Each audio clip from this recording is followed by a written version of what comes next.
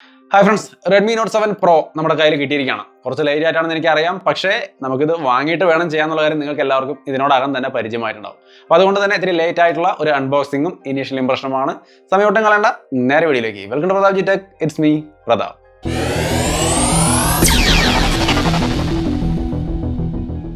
അപ്പോൾ ഇതാണ് നമ്മുടെ Redmi Note7Proയുടെ ഒരു ബോക്സ് എന്ന് പറയുന്നത്. നമുക്ക് കാണാം, നല്ല സ്റ്റൈലിഷ് ആയ ഒരു കളറും കാര്യങ്ങളൊക്കെ കൊടുത്തിട്ടുണ്ട്. നല്ല അട്രാക്റ്റീവ് ആയ ഒരു ബോക്സ് ഒക്കെ തന്നെയാണ്. എൻ്റെ റിയർ സൈഡിൽ കുറച്ച് കാര്യങ്ങൾ എഴുതിയിട്ടുണ്ട്, അതെന്തൊക്കെയാണെന്ന് നോക്കാം. 48+5 മെഗാ പിക്സൽ റിയർ ക്യാമറയാണ്. അതേപോലെ Qualcomm Snapdragon 675 6.3 inch full HD plus notch display ആണ് വരുന്നത്. 4000 mAh ബാറ്ററി വരുന്നുണ്ട്. അതേപോലെ 4GB RAM 64GB വേരിയൻ്റ് ആണ് നമ്മുടെ കയ്യിലിരിക്കുന്നത്. മെയ്ഡ് ഇൻ ഇന്ത്യയാണ് സംഭവം. അപ്പോൾ നമുക്കിത് ചൈനയിൽ ഉണ്ടാക്കിയതല്ല, ഇന്ത്യയിൽ ഉണ്ടാക്കിയതാണ്. അപ്പോൾ നമുക്ക് എന്തായാലും ഇനി കൂടുതലൊന്നുമില്ല, നല്ല സ്റ്റൈലിഷായ Redmi Note7Pro by Xiaomi എന്നൊക്കെ എഴുതിയിട്ടുണ്ട്. താഴെയും അത് തന്നെയാണ് എഴുതിയിരിക്കുന്നത്. ഫ്രണ്ടിൽ ഡയറക്റ്റായിട്ട് എഴുതിയിരിക്കുന്നത്. നല്ല അട്രാക്റ്റീവായ ഒരു ഡിസൈൻ ആയിരുന്നു എന്തായാലും ബോക്സിന് കൊടുത്തിരിക്കുന്നത്, കളറൊക്കെ. അപ്പോൾ എന്തായാലും ഇതാണ് ഇതിൻ്റെ ഒരു ബോക്സ് എന്ന് പറയുന്നത്. രണ്ട് സൈഡിലൊക്കെ ഇങ്ങനെ എഴുതിയിട്ടുണ്ട്. അപ്പോൾ നമുക്കിനി സാർ വാല്യൂ ഒക്കെ ഇവിടെ ഉണ്ടാവും. നമുക്ക് സാർ വാല്യൂ നമുക്ക് അകത്ത് പോയിട്ട് നോക്കാം. ഇവിടെ ഇത്ര ക്ലിയർ ആയിട്ട് കാണാൻ പറ്റില്ല. അപ്പോൾ നമ്മൾ ബോക്സ് തുറക്കാൻ പോവാണ്. അതിന് മുമ്പ് എന്തായാലും ഇത് സീലൊക്കെ ഒന്ന് പൊട്ടിച്ച് കളഞ്ഞ് നമുക്കൊന്ന് തുറക്കാം.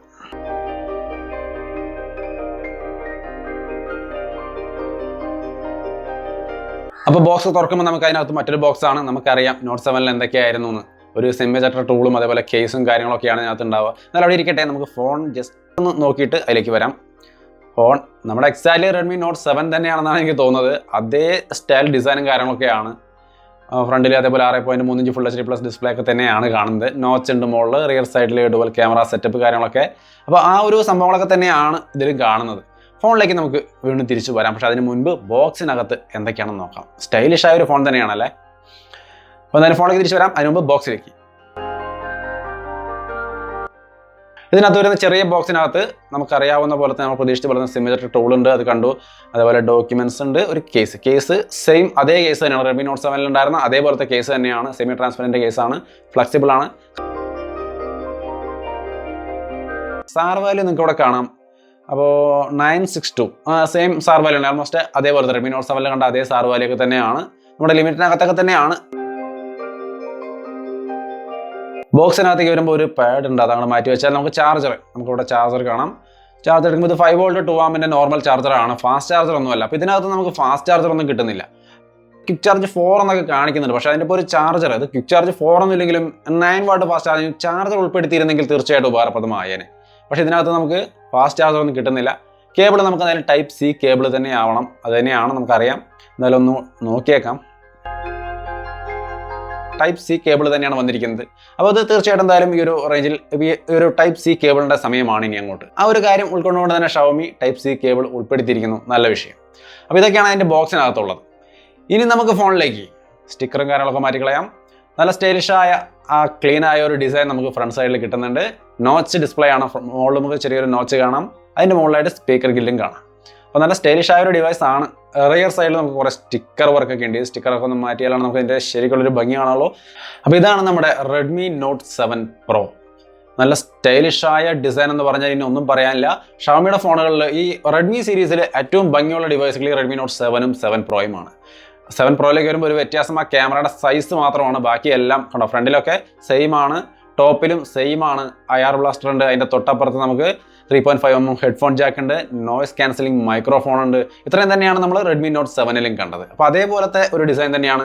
നമുക്ക് മൊത്തം ഡിസൈൻ അങ്ങനെ തന്നെ, അതിൻ്റെ പോർട്ടുകളും കാര്യങ്ങളൊക്കെ അങ്ങനെ തന്നെ. റൈറ്റ് സൈഡിൽ Wöhler rockers and power button, അതും നമ്മുടെ Note7 പോലെ തന്നെ. ഇവിടെ വന്നാൽ ഇതും അങ്ങനെ തന്നെയാണ്. C പോർട്ടും നമുക്ക് കാണാം. അപ്പോൾ ബോട്ടത്തിലെ ആ ഡിസൈനും അങ്ങനെയാണ്. ലെഫ്റ്റ് സൈഡിൽ സിം ട്രേ, ഇതും Note7 പോലെ തന്നെ. അപ്പോൾ പക്ക Note7 തന്നെയാണ് നമുക്ക് കിട്ടിയിരിക്കുന്നത്. ക്യാമറ ബമ്പ് കുറച്ച് കൂടുതലുണ്ടെന്നല്ലാതെ വേറെ ഒരു വ്യത്യാസമില്ല. സിം ട്രേയുടെ അകത്തെങ്കിലും ഒരു ട്രിപ്പിൾ കാർഡ് സ്ലോട്ട് ഉണ്ടോ എന്ന് നമുക്കൊന്ന് നോക്കാം. എന്തായാലും സ്പ്ലാഷ് റെസ്റ്റിൻ്റെ ഒക്കെ ആണെന്ന് തോന്നുന്നു. ഒരു റബ്ബർ കോട്ടിംഗ് ഒക്കെ കാണുന്നുണ്ട് അതിനകത്ത്. ഓക്കെ, ഹൈബ്രിഡ് സിം സ്ലോട്ട് തന്നെയാണ് ഇവിടെയും കിട്ടുന്നത്. 3 കാർഡിൻ്റെ ഓപ്ഷൻ ഇല്ല. ഒരു സിം, ഒരു മെമ്മറി കാർഡ്, അല്ലെങ്കിൽ 2 നാനോ സിം, അങ്ങനെ ഉപയോഗിക്കാൻ പറ്റുള്ളൂ. 2 സിം മെമ്മറി കാർഡും ഒരുമിച്ച് ഉപയോഗിക്കാനുള്ള ഓപ്ഷൻ ഇവിടെയും കിട്ടുന്നില്ല. റിയർ സൈഡിൽ 48 mega pixel plus 5 mega pixel rear ക്യാമറയാണ്. LED ഫ്ലാഷും കാര്യങ്ങളൊക്കെ ഉണ്ട്. അപ്പം തന്നെ അപ്പുറത്ത് നമുക്ക് ഫിംഗർ പ്രിൻറ്റ് സെൻസറും കാര്യങ്ങളൊക്കെ കാണാം.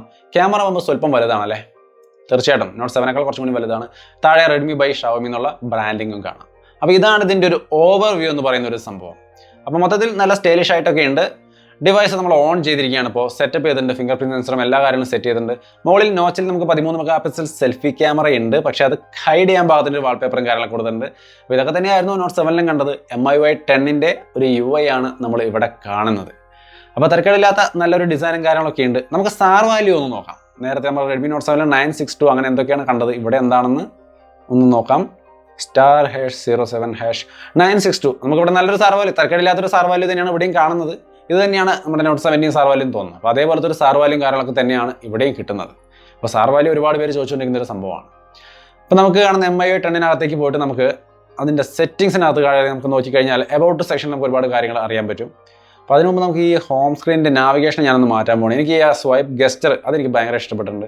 അപ്പോൾ ആ ഗസ്റ്റർ നാവിഗേഷൻ ഞാൻ ഇവിടെ എനേബിൾ ചെയ്യണം. ഓക്കെ, ചില നേരത്തെ അത് വർക്ക് ചെയ്യില്ല, എങ്കിലും എനിക്കത് ഇഷ്ടമാണ്. അപ്പോൾ എന്തായാലും നല്ലൊരു ഗസ്റ്റർ നാവിഗേഷൻ കാര്യങ്ങളൊക്കെ ഉണ്ട്. ഇനി നമുക്ക് സെറ്റിംഗ്സിനകത്ത് പോയി കഴിഞ്ഞാൽ എബൌട്ട് സെക്ഷനിൽ കുറേ കാര്യങ്ങൾ അറിയാം. എന്താ ക്ലിക്ക് ആവാത്തേ? ഓക്കെ, അപ്പോൾ നമ്മൾ എബൌട്ട് സെക്ഷനിലേക്ക് പോവാണ്. ആദ്യം സിസ്റ്റം അപ്ഡേറ്റ് വല്ലതും വന്നിട്ടുണ്ടെന്ന് നോക്കാം. കാരണം അപ്ഡേറ്റ് ഞാൻ ചിലപ്പോഴൊക്കെ മിസ് ചെയ്യുന്ന ആൾക്കാർ പറയുന്നുണ്ട്. ഇതൊക്കെ കാണാം, കാരണം അപ്ഡേറ്റ് ഒന്നും ഇല്ല. 10.2.20 എന്നൊക്കെയാണ് കാണുന്നത്. ആൻഡ്രോയിഡ് വെർഷൻ 9 ആണ്. അതേപോലെ തന്നെ സെക്യൂരിറ്റി പാച്ച് ലെവൽ ഫെബ്രുവരി ആണ്. MIUI version 10.2.0. അതേപോലെ തന്നെ നമുക്ക് ഇതിനകത്ത് CPU വരുന്നത് 2 GHz ആണ്, 2.02 ആണ്. അപ്പോൾ 2 GHz ക്ലോക്ക് സ്പീഡിലാണ് സ്നാപ്ഡ്രാഗൺ 675 വർക്ക് ചെയ്യുന്നത്. റാം 4 GB റാമിൻ്റെ വേരിയൻ്റ് ആണ്. ഇന്റേണൽ സ്റ്റോറേജ് 51 GB ആണ് നമുക്ക് കിട്ടുന്നത്. 64 GB-യിൽ 51 GB ആണ് യൂസർക്ക് കിട്ടുന്നത്. കൂടുതൽ എന്തെങ്കിലും കാര്യങ്ങൾ വേണമെന്നുണ്ടെങ്കിൽ ഹൈബ്രിഡ് സിം സ്ലോട്ടിലെ ഒരു സിമ്മും ഒരു മെമ്മറി കാർഡുമായിട്ട് ഉപയോഗിക്കാം. ഫിംഗർ പ്രിന്റ് സെൻസറിൻ്റെ കാര്യം നോക്കിയാൽ അത്യാവശ്യം നല്ല ഫാസ്റ്റായ ഫിംഗർ പ്രിന്റ് സെൻസറാണ് നമുക്ക് ഇതിനകത്ത് കിട്ടുന്നത്. നിങ്ങൾക്ക് കാണാം, നല്ല ഫാസ്റ്റാണ്. ഷാമിയുടെ ഫിംഗർ പ്രിന്റ് സെൻസറുകൾ പൊതുവെ ഈ റേഞ്ചിൽ നല്ല ഫാസ്റ്റ് തന്നെയാണ്. ഇവിടെയും നല്ല ഫാസ്റ്റായ ഫിംഗർ പ്രിന്റ് സെൻസർ തന്നെയാണ് ഷാമി ഉൾപ്പെടുത്തിയിരിക്കുന്നത്. അപ്പോൾ ഫാസ്റ്റായ ഫിംഗർ പ്രിന്റ് സെൻസർ, അതിൻ്റെ ഒപ്പം തന്നെ ഫേസ് അൺലോക്കും ഇതിനകത്ത് വരുന്നുണ്ട്. ഫേസ് അൺലോക്കും ഫാസ്റ്റ് തന്നെയാണ്, ഞാൻ കാണിച്ചു തരാം. അത്യാവശ്യം ഫാസ്റ്റായ ഫേസ് അൺലോക്ക് തന്നെയാണ് നമുക്കിവിടെ കാണാൻ സാധിക്കുന്നത്. നല്ല ഫാസ്റ്റാണ്. നമ്മൾ ഓൺ ചെയ്യുമ്പോൾ കുറച്ച് ഒരു പൊടി ലാഗ് ഉണ്ട്, പക്ഷേ എങ്കിലും ഫാസ്റ്റായിട്ട് അത് വർക്ക് ചെയ്യുന്നുണ്ട്. അപ്പോൾ ഫേസ് അൺലോക്കും കാര്യങ്ങളൊക്കെ ഭംഗിയാണ്. ക്യാമറയിലേക്ക് വന്നാൽ നമുക്ക് 4K കിട്ടുന്നുണ്ട്. സ്ലോ മോഷൻ്റെ കാര്യമൊക്കെ നോക്കിക്കഴിഞ്ഞാൽ 120 ഫ്രെയിം/സെക്കൻഡ് വരെ സ്ലോ മോഷനൊക്കെ കിട്ടും. അപ്പോൾ 4Kയും കാര്യങ്ങളൊക്കെ ഉണ്ട്. അപ്പോൾ സ്ലോ മോഷനും 4Kയും ഒക്കെ സപ്പോർട്ട് ചെയ്യുന്നൊരു ഡിവൈസാണ്. EIS-ഉം സ്റ്റെബിലൈസേഷനും ഇതിനകത്തുണ്ട്. ഇനി നമുക്കൊരു ശരിക്കും ഫേസ് ഒക്കെ ഡിറ്റക്ട് ചെയ്യുന്നുണ്ട്. നമുക്കിനി ഒരു സെൽഫി എടുത്ത് നോക്കിയാൽ അതിൻ്റെ ഒരു ക്വാളിറ്റിയും കാര്യങ്ങളൊക്കെ ഒന്ന് മനസ്സിലാവും. ഞാൻ ഒന്ന് ക്ലിക്ക് ചെയ്യാണ്. ഓക്കെ, ക്ലിക്ക് ചെയ്തു, പക്ഷേ എന്താ വരാത്തേ? കഴിഞ്ഞാണ് നമുക്ക് Redmi Note 7 ക്യാമറയുടെ കാര്യം അറിയാം. ആ ക്യാമറ UI കുറച്ച് ലാഗ് ഉണ്ട്. ഇവിടെയും അത് തന്നെയാണെന്ന് തോന്നുന്നുണ്ട് അവസ്ഥ. എന്തായാലും അനങ്ങുന്നില്ല, സ്റ്റക്കായി നിൽക്കുന്നൊരു അവസ്ഥയാണ് കാണുന്നത്. എനിക്ക് തോന്നുന്നു ഈ ക്യാമറയും Redmi Note 7 പോലെ തന്നെ ആകെ സ്റ്റക്കായി ഫ്രെയിം ഡ്രോപ്പൊക്കെ ഉള്ളൊരു ഒരു ലാഗ് അടിക്കുന്ന ഒരു UI തന്നെയാണെന്ന് തോന്നണേ. അപ്പോൾ എന്തായാലും ഇത് അനങ്ങുന്നില്ല, ആ സംഭവം ഹാങ് ആയിട്ടുണ്ട്. Snapdragon 670 camera error, can't connect to camera. അപ്പോൾ ക്യാമറ എററാണ് സംഭവിച്ചിരിക്കുന്നത്. നമുക്കൊന്നും കൂടിയും റീസ്റ്റാർട്ട് ചെയ്ത് ക്യാമറ ഒന്ന് വർക്ക് ചെയ്ത് നോക്കാം.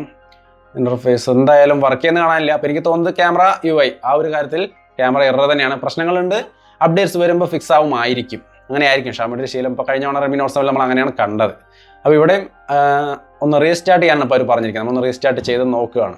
റീസ്റ്റാർട്ട് ചെയ്തതിന് ശേഷം നമുക്ക് ക്യാമറയിൽ ഒന്നും കൂടി ഫോട്ടോ എടുത്ത് നോക്കാം. അപ്പോൾ നമുക്കറിയാം അത് ശരിയായോ എന്ന്. ഓക്കെ, ക്യാമറ ഇൻ്റർഫേസ് വീണ്ടും വന്നിരിക്കുകയാണ്. ഫോട്ടോ എടുത്തു, ക്ലിക്ക് ചെയ്യുകയാണ്. നമ്മൾ ഗാലറിയിലേക്ക് പോകാൻ ശ്രമിക്കുമ്പോഴാണ് ഈ പ്രശ്നം കാണുന്നത്. എനിക്ക് തോന്നുന്നു ഇതൊരു പ്രശ്നം തന്നെയാണ്. കാരണം ഇപ്പോഴും എന്താ വീണ്ടും പഴയ അവസ്ഥ തന്നെയാണ്, അനങ്ങണമൊന്നുമില്ല. അപ്പോൾ ക്യാമറ ഇൻ്റർഫേസിൽ കാര്യമായ പ്രശ്നമുണ്ട്, എററാണ്, മൊത്തത്തിൽ അനങ്ങുന്നില്ല. എന്തായാലും റീസ്റ്റാർട്ട് ചെയ്തതിന് ശേഷം എറർ തന്നെയാണ് കാണുന്നത്. എന്നാലും ഞാനിത് ശരിയാക്കിയിട്ട് കുറച്ച് ക്യാമറ സാമ്പിൾസും കാര്യങ്ങളൊക്കെ കൂടെ കാണിക്കാം. അപ്പോൾ നമുക്ക് എങ്ങനെയുണ്ട് അവൻ്റെ 48 മെഗാ പിക്സൽ ക്യാമറയും സെൽഫി ക്യാമറയ്ക്ക് എത്രത്തോളം ക്വാളിറ്റി ഉണ്ടെന്ന് ഒന്ന് നമുക്ക് മനസ്സിലാക്കാൻ സാധിക്കും. അപ്പോൾ നിങ്ങൾ കാണുന്നത് സാധാരണ ഒരു സെൽഫിയാണ്. നല്ല ലൈറ്റിംഗ് കണ്ടീഷനാണ് ഞാൻ എടുത്തിരിക്കുന്നത്.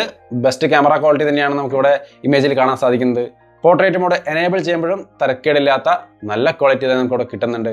കൂടുതൽ ക്യാമറ സാമ്പിൾസ് ഒക്കെ നമ്മൾ ക്യാമറ റിവ്യൂ ചെയ്യുമ്പോൾ കാണിക്കാം. അപ്പോൾ ഇപ്പോഴേക്കും നമ്മൾ കാണുന്ന ക്യാമറ ക്വാളിറ്റിയൊക്കെ ഗംഭീര ക്യാമറ ക്വാളിറ്റി തന്നെയാണ്.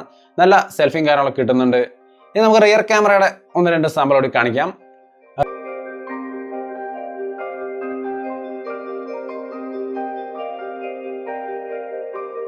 ഡൈനാമിക് റേഞ്ച് ഒക്കെ കാണാം. നല്ല ക്വാളിറ്റിയിൽ തന്നെ എല്ലാം ക്യാപ്ചർ ചെയ്തിട്ടുണ്ട്. അപ്പോൾ നോർമൽ സെറ്റിംഗ്സിന് നമുക്ക് ഇങ്ങനെയാണ് കിട്ടുക. എന്നാൽ നമുക്ക് പ്രോ മോഡിലേക്ക് കടന്നു കഴിഞ്ഞാൽ നമുക്ക് 48 മെഗാ പിക്സലിൻ്റെ ഓപ്ഷൻ കിട്ടുന്നുണ്ട്. അപ്പം 48ൻ്റെ ഒരു ക്യാമറ ഇമേജാണ് നിങ്ങളിപ്പോൾ ഇവിടെ കാണുന്നത്.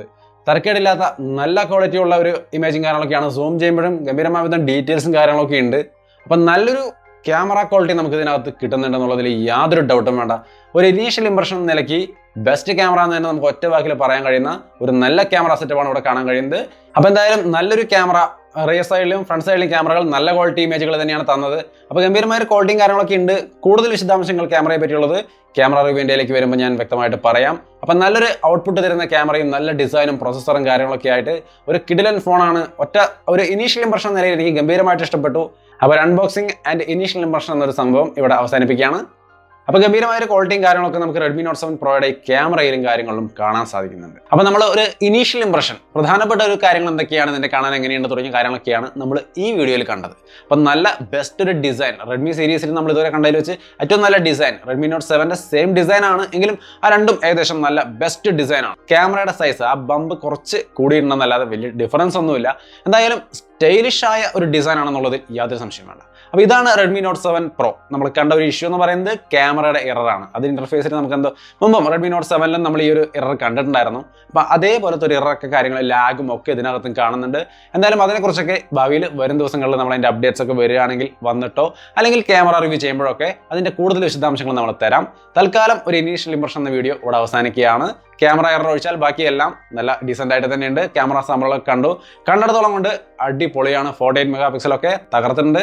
അപ്പോൾ അൺബോക്സിംഗ് ആൻഡ് ഇനീഷ്യൽ ഇംപ്രഷൻ എന്ന വീഡിയോ അവിടെ അവസാനിക്കുമ്പോൾ ലൈക്ക് ചെയ്തും ഷെയർ ചെയ്തൊക്കെ നമ്മുടെ സുഹൃത്തുക്കളെ നമ്മളെ സപ്പോർട്ട് ചെയ്യണം. ഒപ്പം തന്നെ ചാനൽ സബ്സ്ക്രൈബ് ചെയ്യാത്ത സുഹൃത്തുക്കളുണ്ടെങ്കിൽ സബ്സ്ക്രൈബ് ചെയ്യുക. ഒപ്പം തന്നെ ആ ബെൽ ബട്ടണും കൂടി എനേബിൾ ചെയ്താൽ മാത്രമേ നമ്മുടെ വീഡിയോസ് ഒക്കെ ഇതുപോലെ അപ്ലോഡ് ചെയ്യുമ്പോൾ നിങ്ങൾക്ക് നോട്ടിഫിക്കേഷൻ ആയിട്ട് കിട്ടുള്ളൂ. അപ്പോൾ എന്തായാലും വീഡിയോ ഇഷ്ടപ്പെട്ടെന്ന് വിചാരിക്കുന്നു. വീണ്ടും ഉപകാരപ്രദമായ മറ്റൊരു വീഡിയോ കണ്ടുമുട്ടാം.